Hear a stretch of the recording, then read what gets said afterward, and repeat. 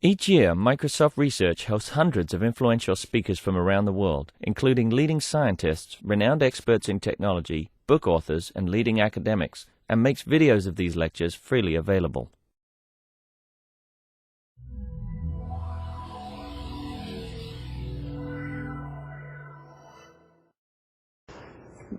I had down a software Q&A session. Leading into that, I have a few slides and a little demo I thought I'd do to get people up to speed. So I thought that would be a good thing to cover. Well, you've all got your mouths full, and that'll get us mostly caught up time-wise. So I know we have a wide variation between some people haven't even looked at the site to get the software yet to some people are really up and running and extending it. So I'm going to start from square one and just make sure everyone's on the same page about what's up with the software, and then we can get more detailed as we go. So, first of all, what's in the kit? I want to highlight that there's two distinct pieces. So there's the physical SenseCam that you get, of course, from our lab in Cambridge, and that also comes with its own software. So there's an upload wizard that comes, so when you plug in the SenseCam, it's a lot like plugging in a camera or a USB drive where it says, so what do you want to do with these things? And one of them is, I want to upload SenseCam images. You want to make sure you pick that because that wizard does important things like turning the images right side up. They're upside down otherwise, and putting the right things in the EXIF header. Also, there's an email alias that you can get a hold of the people developing the software and the hardware for the SenseCam directly. And don't worry about having to memorize this or anything. This is on the Connect website. I have now a SenseCam FAQ there. Then the other part is the digital memory software. And this is developed by my, I would say team, but what happened is I lost my developer this year. So right when I most needed him, with all you guys coming on board, I lost him, so it's just me. So now, developed by mostly him and now maintained and improved by me, is the other package of software. And I wanted to highlight that there's these two pieces because there is some confusion that there are two SenseCam viewers. So if you could take just the SenseCam and its software and import its images, and it makes a CSV file with all the sensor data, and its viewer will run straight off of that.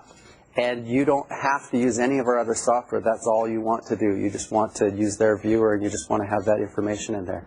Now, we have our viewer, and what that uses is the CSV files are actually imported into the database as all are the references to all the images, and now you can look at things date-based or sort their view or however you want, whereas the SenseCam, the original SenseCam software is really centered around each folder that they create based on a date.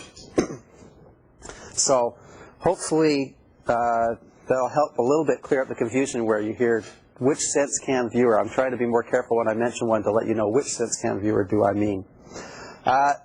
The Connect site, for those of you who haven't been there, I'll show it to you in a second. I'll actually bring up the web page with it.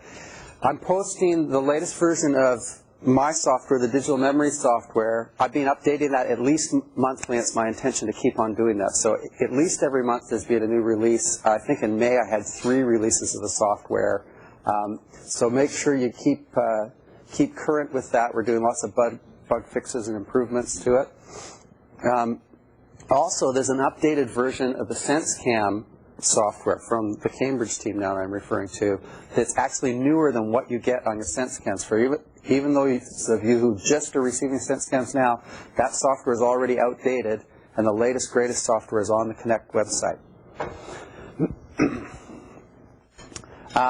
I've also posted their SenseCam demo data. So before you even get up and running on your SenseCam, if you want to see what it ought to look like, there's a bunch of images where I went out and very carefully didn't shoot any people's faces so that our lawyers wouldn't get mad at us. And I also carried a GPS with me, so you can import, add these photos to your own collection. And if you have the digital memory software watching that folder, you'll be able to view it in our SenseCam viewer and even see it on a map. And I'll actually show that to you a little bit later. There's some sample code for extending the digital memory software, how you can access the database and the information yourself. And there's some important tips. In particular, one thing I haven't been able to spend enough time on now is the whole installation process. And apparently, even though it worked for me, trying to install on top of an existing installation is running into problems. And then uninstall is not working. There's an article on the website that tells you how you can work around that, forcibly uninstall things, and also forcibly remove any of the digital memory services. So by going through that, we can uninstall. And eventually, I hope I can figure that out, but install is a very time-consuming thing to try and work out, as you may know. So it'll take me a while to get all that done. So, and I thought also I'd just make sure that everyone has a nice picture of what you've got with this software. So I'm just going to run through it quickly, and for those of you who are more or less familiar, and maybe even if you are familiar, you go, oh, I didn't know that little bit's there. So running in the background, there's an NTFS file system promotion service. It's fs.exe. So it's sitting there, and you can tell it what folders you want it to watch on your NTFS file system, and it watches the files and keeps track of it, and then the rest of our software knows about it. So it not only keeps track of all the metadata about the file, it also will try and suck out a text-only version of it so we can do full text search based on that. There's also a local web service. This is used by our IE Explorer you have an option when you're in the IE, when you're running Internet Explorer, whether you want to have various query results pop up in our shell or whether you want to see them right in IE. And if you want to see them right in IE, what it's doing is it's talking to this little local web service. This one's not a service, but it's automatically installing your start group. It's Personal Vibe. This is watching the mouse and keyboard activity that's going on the machine, and that's used also later on. And there's an Outlook toolbar that you can fire up that'll watch your emails, and IE toolbar for capturing your web pages. And those have to be enabled. You have to turn them on. Just the first thing you want to do to make sure things are up and running and working, there's DM info. So this is just intended to give a quick look at what do I have running, what's going on. So the first thing at the top, it'll tell you what the software build date was. So that'll be helpful in determining what version you're running, what server you're pointed at and what database, and what version of the scheme is on there. So again, we use that in debugging. You could actually point it at a different server and database. I would caution against that. You need to know what you're doing before you start swapping between databases. But for some of your, maybe students are getting more involved with the code and they're starting to extend and work on their own, it often is very handy to flip between databases. And I know I make copies of little databases to test on, and you work on that, and then you want to get a new one with a new name that's fresh because you've mangled stuff. And so it's nice to be able to point it to different databases there. And here it's showing the NTFS sync service and what folders I'm watching, and also what Outlook folders are being watched by the Outlook toolbar, and whether the local web service is running. So, and there's an audio settings thing here. By default, all our audio annotation will just use your default audio and so on. And so there's a way to go in there and double check what your settings are if you're not getting audio recorded properly. And here's the interface for the NTFS Sync Controller itself. So you can come in and click Add. Initially, this will be empty. Just because it's running doesn't mean it's watching anything. So when you first start it up, you go, hey, where are my files? There won't be any files until you tell the system, watch these folders, and then it'll know about your files and folders. So you say Add, and you tell it to watch a folder. And down below, you can just see what's happening. So it takes a fair while. It first has to walk the tree and know what all the files are and the basic metadata, and then it's going to go back and promote the files, as it's called. So it's going to go into images and try and bring out information from the EXIF header. It's going to go to documents and suck out text so that we get the full text search and so on. So it takes a while on the first pass to suck it all through, but after that, if you start this up, you'll see it doesn't happen that often. Also there's a SenseCam Imports program with the digital memory software, and this is to take that comma-separated file and suck that information into the database, into a table. You can run that if you want to, pointing it at one of these CSV files, but you don't have to. If you've got your NTFS Sync Controller watching the folder that your SenseCam photos go into, and CSV files, it will automatically get imported into the database. but since we thought, well, people might not be watching that folder, we want to make it manually available also. And as far as where your SenseCam photos go, the Cambridge team right now, you don't have a choice about where they're being put from their software, but if you look at the SenseCam FAQ on the Connect website, there's information there about a registry key that you can change to have it put in another location. So you can have it put where, in My Photos or wherever you want.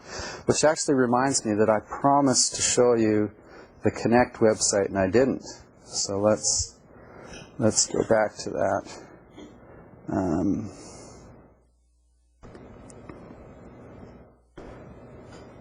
So connect.microsoft.com. For those of you who have been here, you know that you have to have a passport for your email address. I'm using my personal one here to double check that I'm not getting anything just because I got a Microsoft address. And then under My Participation, you potentially could be using this for a bunch of different beta programs. So you'll see under My Participation is the Digital Memories program. And then here, there's some announcements we've got. Here's the FAQ that I was telling you about.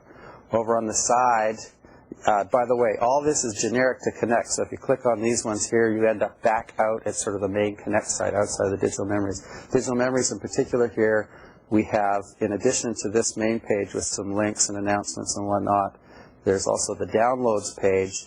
And here you'll see the June 20th release of the Digital Memory software. There's our list of the changes in the previous updates, the latest SenseCam software, the sample, and so on. So that's the Connect website. Let's go back here.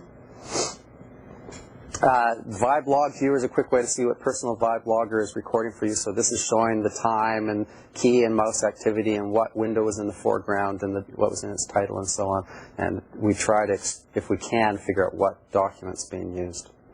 Okay, so now I thought I'd run through a little demo of a few features. Because I thought, did you know that you can do this? You might not be aware, and it'll just help give you a picture of more things in the software.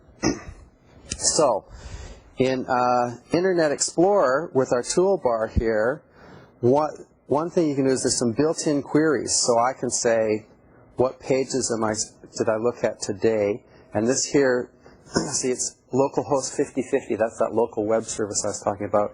And so here it's showing a bunch of pages that I've looked at. So I could go, I'm going to go look at the archive version of this page.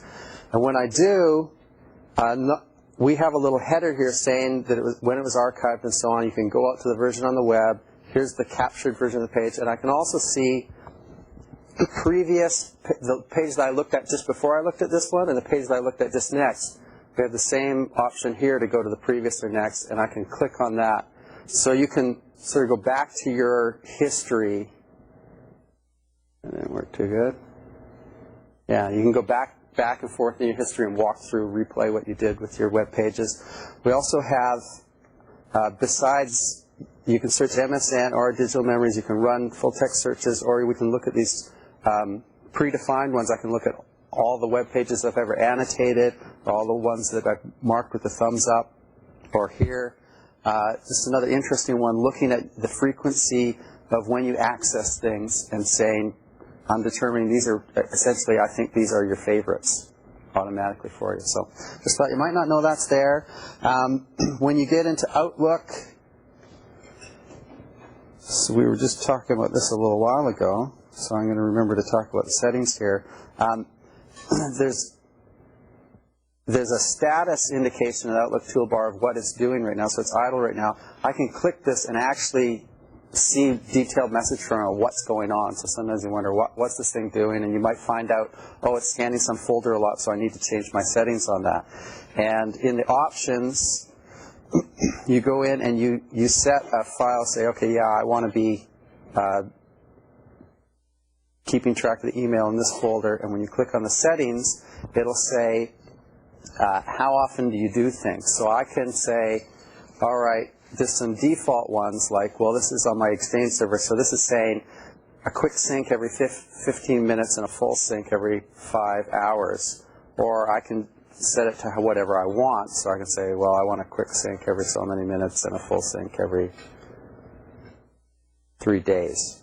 Whatever you like there. You can also say, queue up a full sync right now. I want one right now. So what can happen there is that, maybe you get your settings wrong, so you're scanning it too often. The idea is that your PST files of archives, you just want to scan it once. You just queue a full sync, you scan it one time, and that's it. The difference between the quick sync and the full sync is, unfortunately, Outlook doesn't notify us about deletions. So we're keeping track, with our quick sync, we're keeping track of everything pretty well, but we don't know stuff that you've deleted. So every once in a while we have to go through and rescan to find out what's gone. So unfortunately that's just part of the Outlook object model for us. So that's the difference between the quick sync and the full sync. So then you need to, it depends on the folder. So there's some that are never scanned at all. They don't have, so it's your archive. So that's why if you have something where so the way I do it, my really old archives, like I have one there that's from 2000, is never going to change. So I scan it once and that's it. My most recent archive, I tell it to scan every couple of days. And then my actual Exchange server, I'm telling it, do the quick sync all the time and do a full sync every couple of hours. Also, when it starts up, it won't start. A real problem we had was we'd launch Outlook and right away it'd start grinding away. And so right now the code should be set so it shouldn't do that. When it starts up, it should say, well, if you only ask for a quick sync every 10 minutes, then you ought to be able to live without me syncing for the first 10 minutes. You start up, let you do something. And you also have this pause button. So if it is getting in your way, when it's not idle here, this pause button will be active. You can click pause and it'll stop what it's doing. So you're not getting bogged down by it there. Also search-wise, so let's look for Alan here. I was doing that before. By default, when I do a search, there's this custom dialog comes up. The nice thing about it is it's really fast. Actually, it's not as fast as it seems. It feels really fast because it gives you partial results as it goes. So it's a real feel-good kind of result. However, there's not a lot of power from this point in. I can't pivot and narrow and do all the things that I can with the shell. So if you find that you want to do that, back in the options under search, you can say launch an external application, and it should be set with the correct location for the shell. And hopefully this will work here now. So now that I hit that, that should go launch our shell. Yeah, and it'll bring it up there. So then you can do the, and of course it feels much slower is the downside. There we go. So it's a trade-off there between what you want to do with Outlook. Okay, so I also wanted to show you the other version of the SenseCam Viewer. So here is the Digital Memories SenseCam Viewer with a different resolution here now. I probably should refresh it, I guess. It's confused. Oh, it's not robust to resize. Terrible. Let's start that up again. So if you, with this demo day, I'm going to show you with the demo day. I guess right now it'll be loading the most recent day is why it's slow on the start. And I'm going to show you the demo day in a second, but I guess I may as well show you whatever I got from the last day of Faculty Summit here as well. So here we go. Oh, it's still hiding the bottom on me.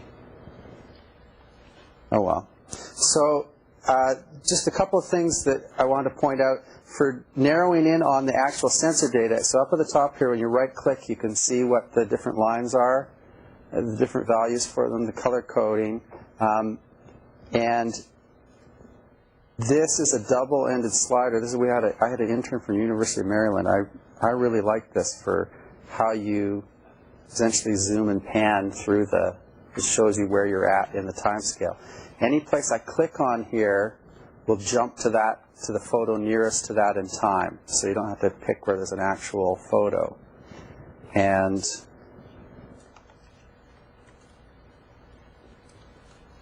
Let's see what happens if I play. So, oh yeah, this is from wandering around the faculty summit.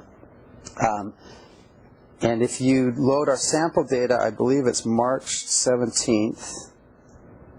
And what it's doing is it's actually reading in all the photos so that we can do that quick replay here. So this is what you'll get. So if you download the zip file and unpack it into where our NTFS Sync controller is watching a folder, you'll get this data, and you'll get,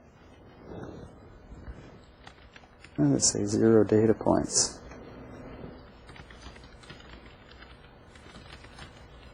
Oh, yeah, it's still reading them. And you'll get these other photos too. So there we go. Actually, you'll get almost all these photos. So I stripped out the shots with faces in it. So you won't get that one, but you'll get a bunch of these other ones here. So we'll walk down by the Columbia River that I had with my son a little while ago. And you'll also be able to see that here it is on the trip replay. So this is the GPS coordinates of everything in that walk. And we can also animate. Well, I have more here than the walk, I should say. So this is starting out at our hotel. And we go down, and here we are walking along the lake. All right, well, if you're going to still run. And then you're going to see it go much faster because we get back in the car and go for a little drive across the bridge and around. So there we go.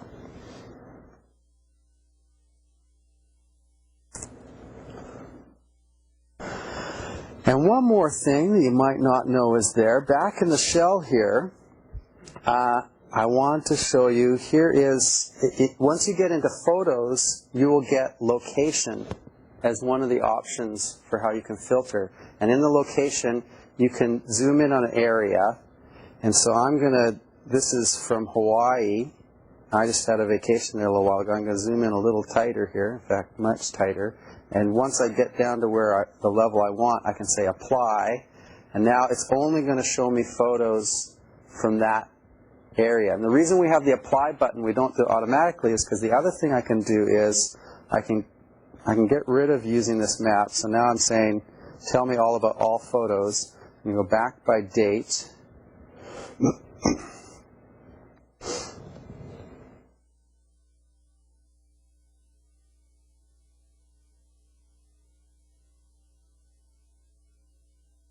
To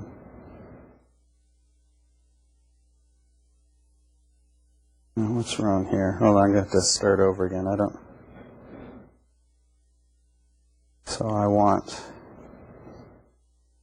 let's do this.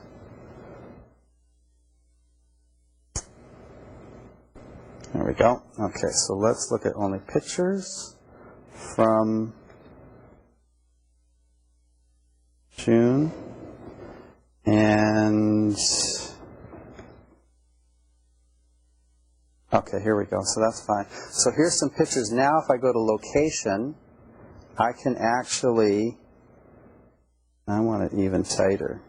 I can actually take a photo here and drag and drop and say, that's its location. So you can assign locations using the map in the shell here if you have photos that you didn't have a GPS with. You can also, if you were carrying a GPS, you can also use our GPS import tool and it'll automatically location stamp the photos. Anyhow, that's a little bit of an obscure one, so I thought you might not be aware of that. One other thing that I hope will work here. Hope I've been running the Vibe logger. Yes, I have. So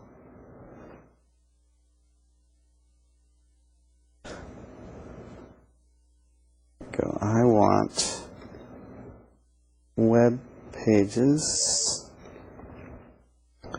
from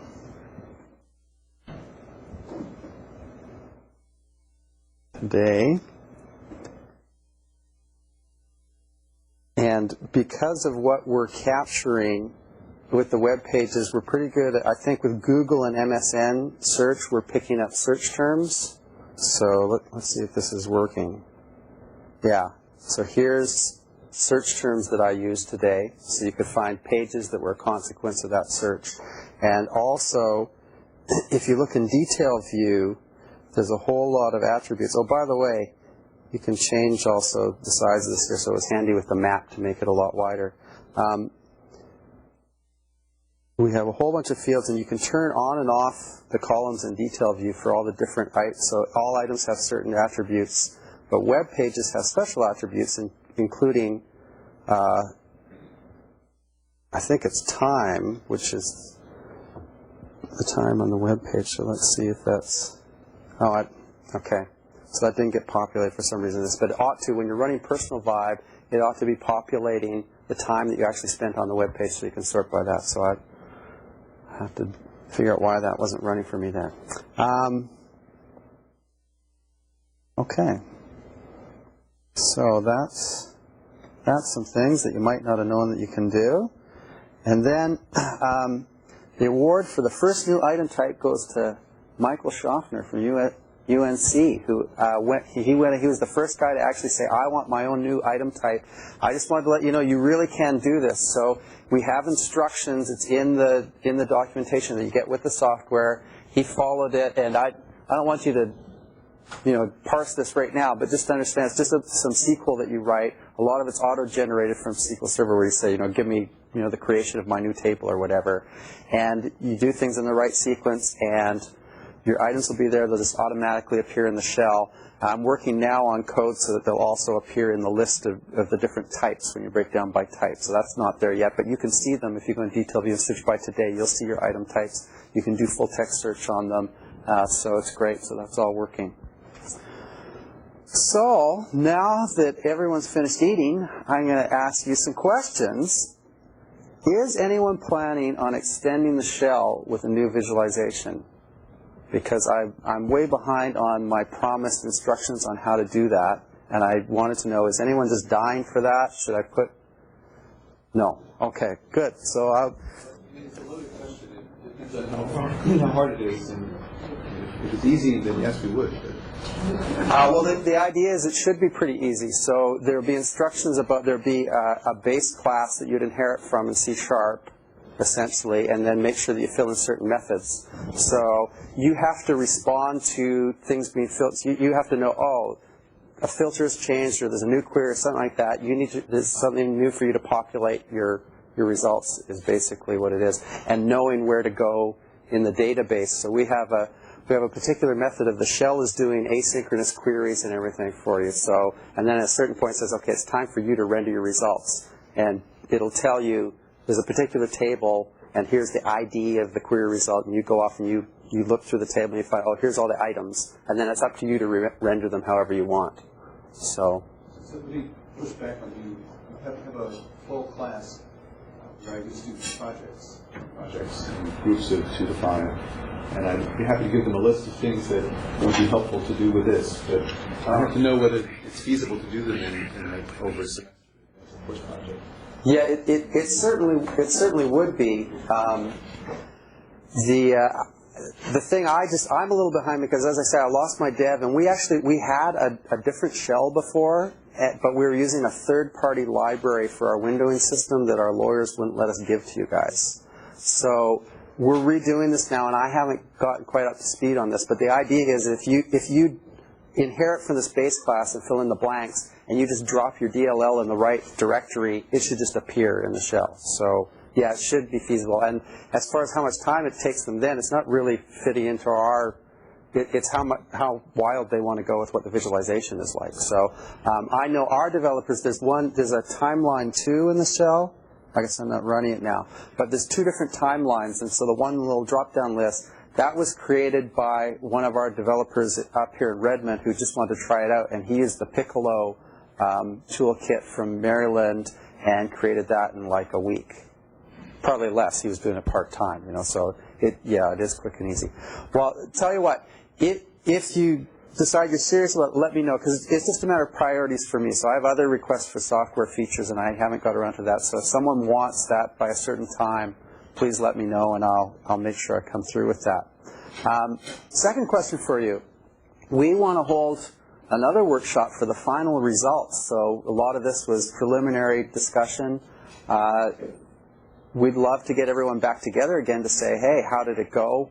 what did we finally learn from all this?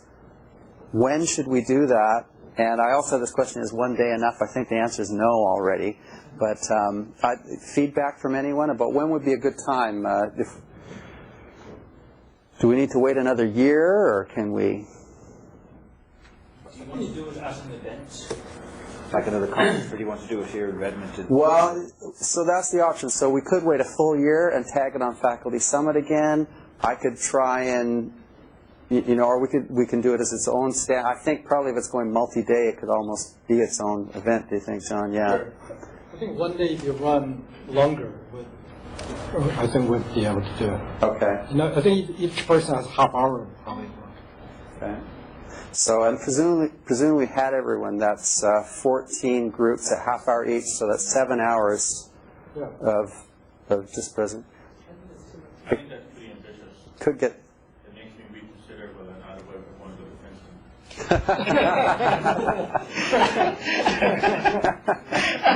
Yeah.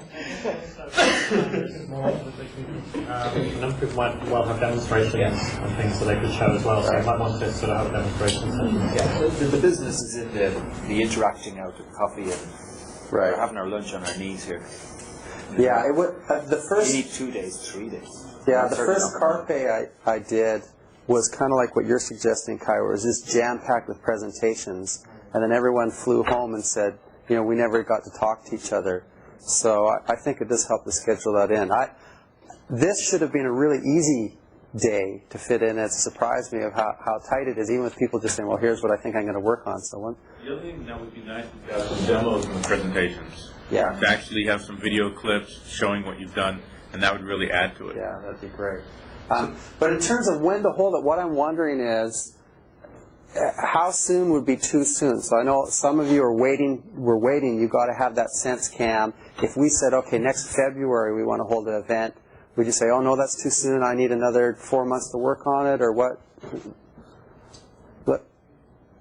Actually, why don't I take sort of a poll here? So who would be happy with, say, February? Who would be ready to go by then? No, not good. Oh, okay.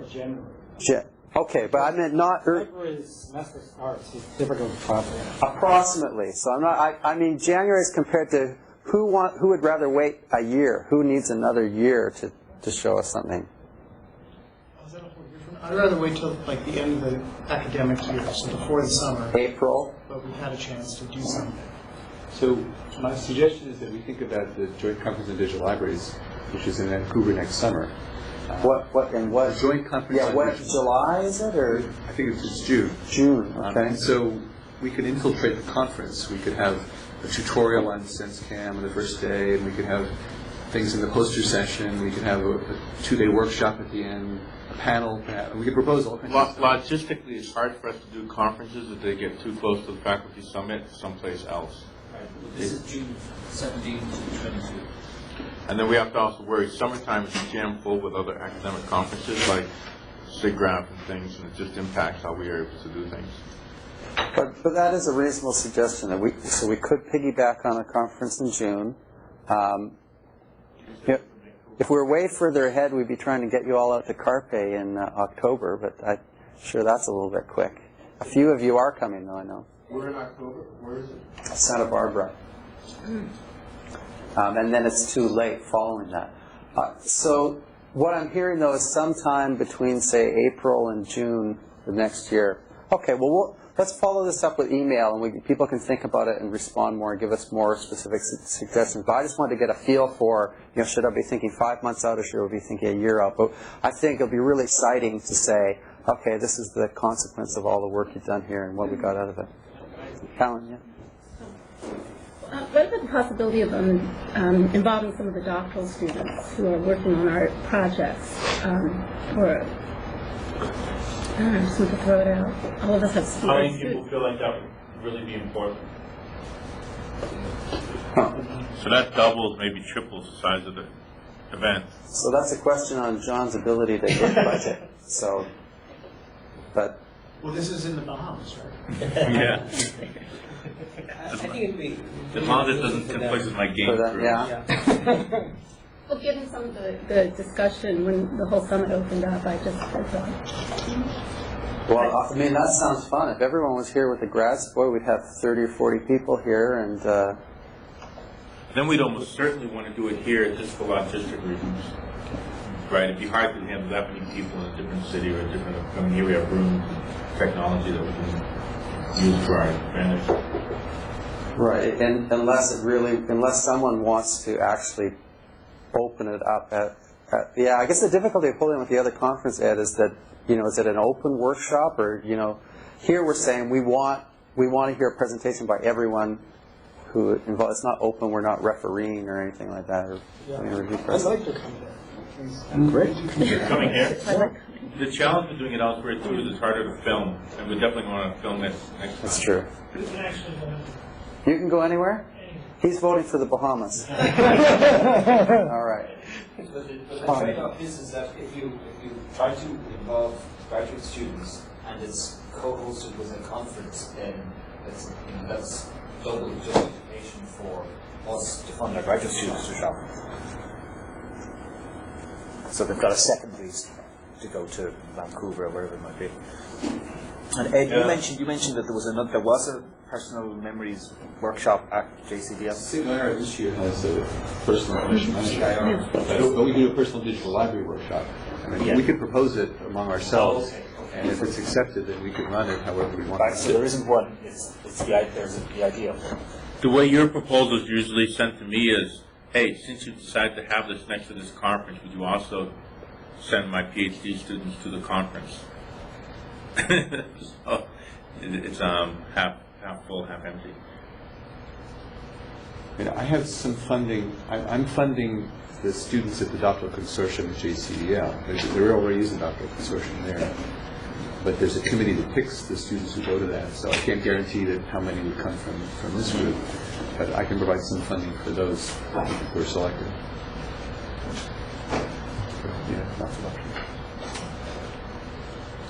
Well, let's think about it. Maybe raise it again at dinner or Let's pick that up again. What else have we here? What's the most important feature missing from the software right now? Requests. Anybody want things bumped up my priority list?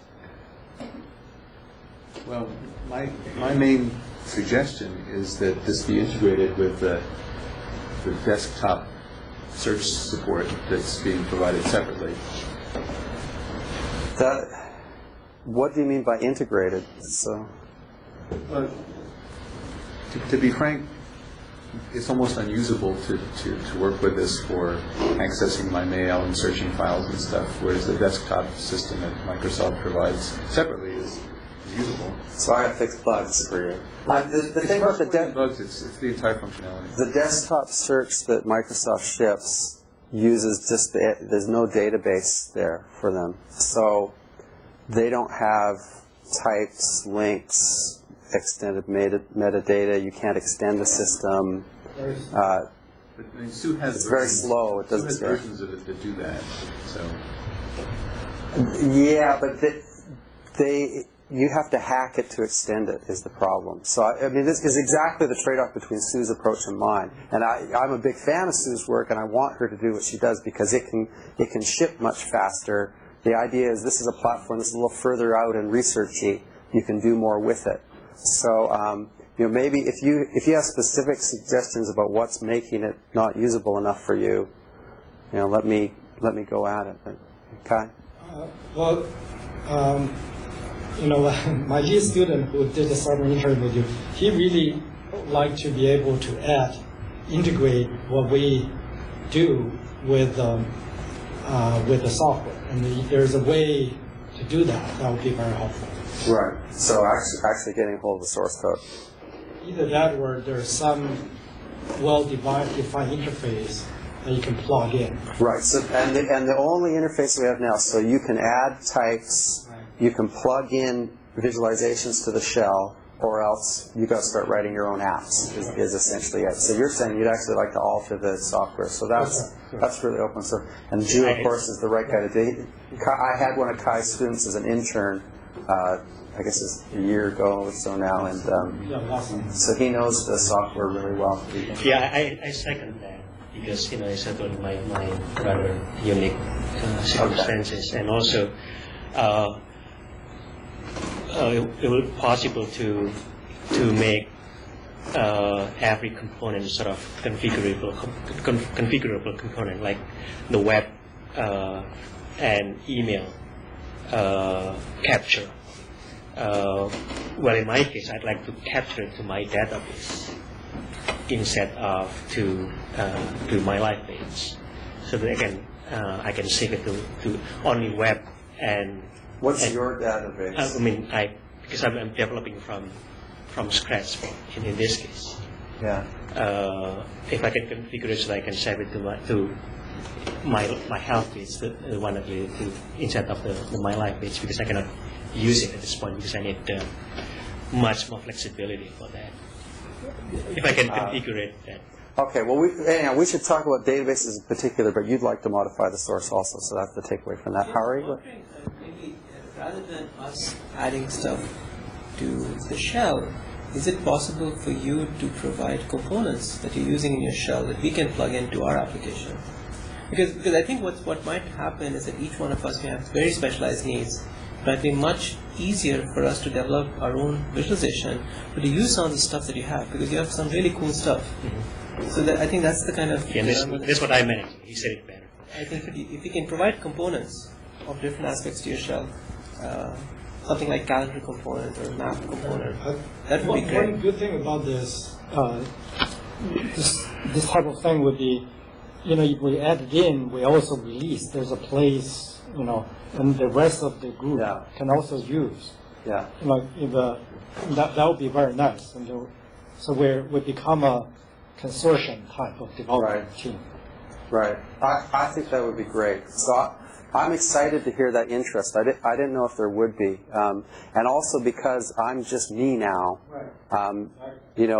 people who see some little feature that they really want to have could just write it and we'd have it. So I think that's something we should follow up, John, and see what legal says about how we can get you guys source. I think that's the best thing, is just go all the way to source, because it could take me a couple of months to try and package up new interfaces and things like that, whereas I could just open up the source code and then it's just a matter of explaining things. So ERP as a group of engineers, my recommendation would be we get some of their time to clean it up a bit, and then once it's cleaned up, then we release the source to the group. So the install and all that stuff gets fixed. Good. You want to have a repository to check in. Let's say that would be good my student did a release. He wants to release his we feature. want some source control. Want to check in so other people can use his source and do other things. Right. Well, I'll take that one offline. If anyone has experience with that, with sharing source and stuff, and has some tips for me on that as I get into this, please grab me in the coffee break or something and let me know. The Conference XP community have been doing that. They don't give the source for Conference XP, do they? They do. Wow. They do? Yeah. Oh. There's a model to copy. Yeah. Okay, well, that's great. We give the Windows source, right? Arcadis figured out how to give the Windows source. So if we can give that, we can give anything. Okay, well, that's... We might have one more. Yeah. I suppose asking for some kind of feature where people could build a low-level taxonomy might be asking too much, but but one thing I noticed with the annotation, people annotating their documents, there's no way for them to look and get sort of a keyword list of concepts they've used before. That they used before. And so some kind of feature, we've found something like that might be really useful for students that we're working on. So something like a frequency-based. Frequency-based, or just an alphabetical keyword list, get rid of. Now, what do you think the keywords should actually be something distinct from? I wish now I'd never used the word annotation. I should have called it comment. So, a lot of mine are super long. They're very different from the kind of keywords you see in Flickr or something like that. Would you like to see keywords as a separate supported feature? Is that what you're saying? Or? Well, me, I'm all about metadata, yes. I think the annotation is a description, and a keyword is a key concept that would allow, if you had some kind of key list, you could do some retrieval in terms of classification at some level of the baseline frequency.